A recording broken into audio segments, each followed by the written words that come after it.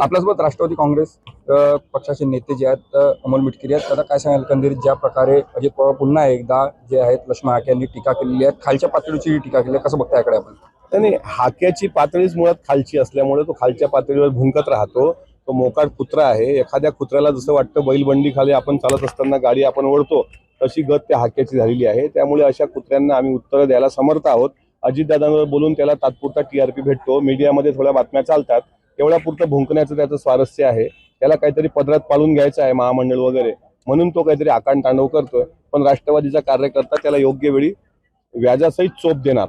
कारण अलीकडे तुम्ही त्याची भाषा बघा, तो माळी समाजाबद्दल अपशब्द बोलला दारूच्या अवस्थेमध्ये. अलीकडे तुम्ही बघा मराठा समाजातील आई बहिणींबद्दल त्यांनी अपशब्द वापरले. म्हणजे त्याचं पुढचं भविष्य काही महाराष्ट्रात चांगलं आहे असं मला तरी दिसत नाही. त्याला व्याजासहित एक दिवस जर तो अजितदादांवर खालची टीका करत राहिला तर त्याचा सव्याज परतफेड करावी लागेल. काल छगन भुजबळ यांनी जे आहे ते शरद पवारांवर टीका केली आहे. मनोज जरांगे यांच्या अंतरवाढीत जे आंदोलन होतं त्यामागे जे आहेत ते शरद पवार गटातील आमदार होते, कसं बघताय याकडे आपण? पवार साहेबांच्या गटातल्या आमदारांबाबत जे काही भाष्य आदरणीय भुजबळ साहेबांनी केलंय त्याबाबत भुजबळ साहेबच अधिक खुलासा देतील.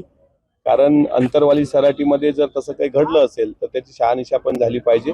पण मला त्याबाबत अधिक माहिती नाही. आज त्यांच्या भाषणामध्ये तो खुलासा होईल असं मला वाटतं. चिंतन शिबिर आहे, कुठल्या विषयावर प्रामुख्याने चिंतन केलं जाईल, मंथन केलं जाईल? त्यांनी स्थानिक स्वराज्य निवडणूक आहे आणि हा संघाच्या बालेकिल्ला आहे, भाजपच्या बालेकिल्ला, आणि भाजपच्या बालेकिल्ल्यात पहिल्यांदाच चिंतन शिबिर होतं, कसं बघताय? आम्ही महायुती म्हणून भारतीय जनता पार्टी आणि शिवसेनेच्या सोबत आहोत.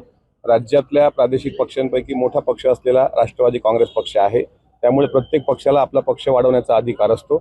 इतकंच नाही तर प्रत्येक पक्षाला कार्यकर्त्याला बळ देण्याकरता अशी शिबिरं आयोजित करावी लागतात. त्याच पद्धतीने आमचं हे चिंतन शिबिर आहे आणि या चिंतन शिबिरामधून राष्ट्रवादी काँग्रेस पक्षाच्या राज्यभरातून आलेल्या कार्यकर्त्याला बूस्टर डोस भेटेल. अनेक पक्षाचे विविध कार्यकर्ते आज प्रवेश घेत आहेत, अनेकांनी प्रवेश घेतलेला आहे. पण हा कार्यक्रम हा एनर्जेटिक कार्यक्रम आहे आणि स्थानिक स्वराज्य संस्थेमध्ये आम्ही एक नंबरवर असू याबद्दल आमच्या मनात काही दुमत असण्याचं कारण नाही.